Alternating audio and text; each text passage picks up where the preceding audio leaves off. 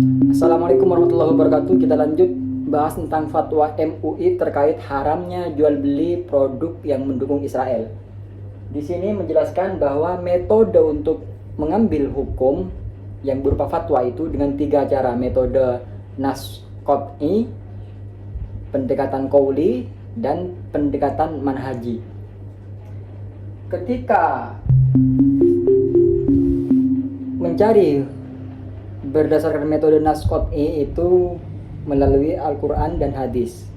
Jika tidak ada di sana, maka dengan ijma ulama dengan metode qauli dan manhaji.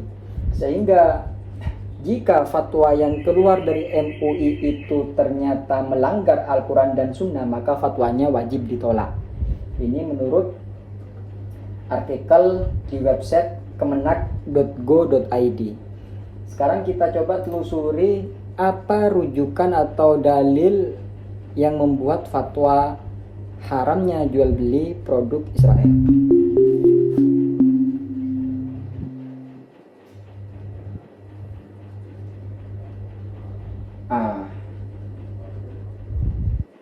Jadi rujukannya adalah Palestina ini negara muslim, sehingga Indonesia yang mayoritas muslim juga mengibaratkan muslim dengan muslim lainnya adalah saudara.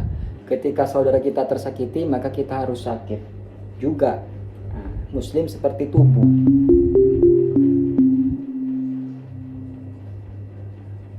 Dan di fatwa ini juga zakat kedepannya bisa dialokasikan untuk warga Palestina. Artinya rujukan dari fatwa pengharaman produk Israel ini gara-gara dikhawatirkan dana-dana itu mengucur kepada Israel untuk menyerang Palestina, sehingga MUI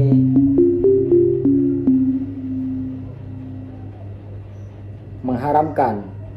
Kalau mau kita ambil rujukan dari nas qat'i, bahwasanya innamal mu'minuna ikhwatun fa aslihu baina akhwaikum. Nah ini ya, ini penjelasan saya pribadi loh ya, bukan dari pemaparan fatwa MUI, karena saya cari ini nggak nemu Mas Yan apa landasan awalnya terkait pengharaman itu. Cuman dalil Al-Qur'annya yaitu innamal mu'minuna ikhwatun fa aslihu baina akhwaikum wattaqullah.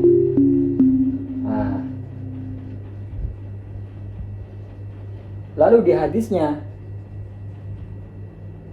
al-muslimu akhul muslim, atau muslim itu ibarat satu tubuh. Ya kan, itu hadisnya, saya nggak hafal Arabnya. Jadi itu mungkin dalil nas qat'inya, metode qat'inya ya. Qauli dan manhajinya mungkin ya karena nas Al-Quran hadis sudah jelas, apalagi jangan bersekongkol dalam kemaksiatan. Barang siapa yang bersekongkol dengan kemaksiatan maka menjadikan maksiat juga, sebagaimana mensupport barang yang haram maka termasuk suatu dosa juga. Ketika kita mensupport kemaksiatannya Israel dengan membeli barang-barangnya, kita termasuk dosa. Muncullah fatwa itu haram membeli produk Israel. Lalu saya tanya, di sini kekuatannya hukum fatwa MUI ini bagaimana? Maka MUI ini merupakan organisasi yang dapat memberikan nasihat dan saran mengenai masalah hukum, keagamaan, dan sosial kemasyarakatan. Namun fatwa MUI ini bisa atau dapat memiliki kekuatan yang mengikat setelah terlebih dahulu ditransformasi ke dalam peraturan perundang-undangan. Jadi selama masih belum ada undang-undang, fatwa MUI ini masih belum mengikat. Artinya harus diundang-undangkan dulu. Akhirnya inilah muncul kontroversi. Wah, apa MUI ini kok buat fatwa? Padahal Allah nggak mengharamkan kok. Nabi zaman dulu bertransaksi dengan Yahudi, kok tiba-tiba sekarang? Nah, ini kontroversinya muncul di sini. Rentetan masalahnya ya gara-gara ketika pemboikotan ini berlangsung, bagaimana nasib karyawan ini yang menjadi pemantik kontroversi.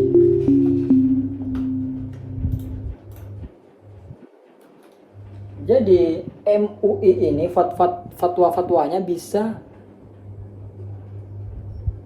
menjadikan hukum suatu negara.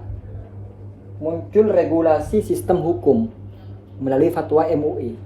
Sejauh ini terkait haram jual beli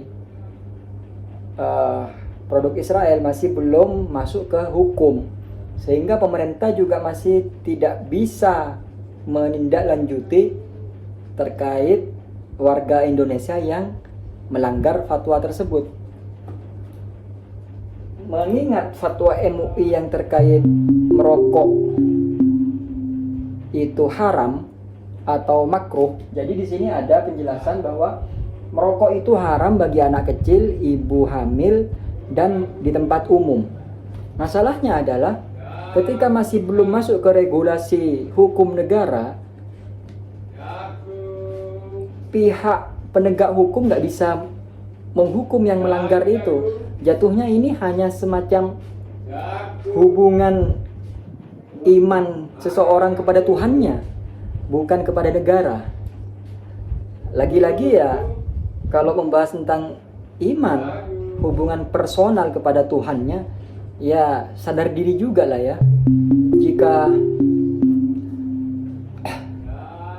ternyata memang MUI sendiri sudah mengharamkan bahwa merokok di tempat umum itu haram, kok kita masih merokok di tempat umum? Oke lah, kita tidak melanggar hukum negara, tapi kita sudah melanggar fatwa MUI, sehingga kekuatan MUI ini menjadi lemah. Apa pemerintah nggak menghukum saya kok ketika saya merokok di tempat umum? Akhirnya inilah yang menjadi kontroversi. Karena MUI ini kekuatannya tidak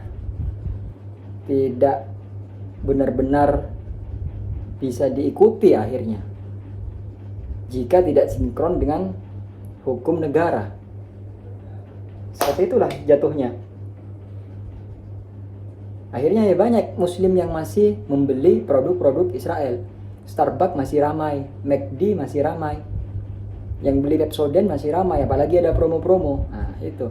Jadi bagaimana menurut teman-teman ini terkait fatwa MUI ini? Teman-teman setuju enggak atau tidak setuju? Coba kita diskusi di kolom komentar. Assalamualaikum warahmatullahi wabarakatuh.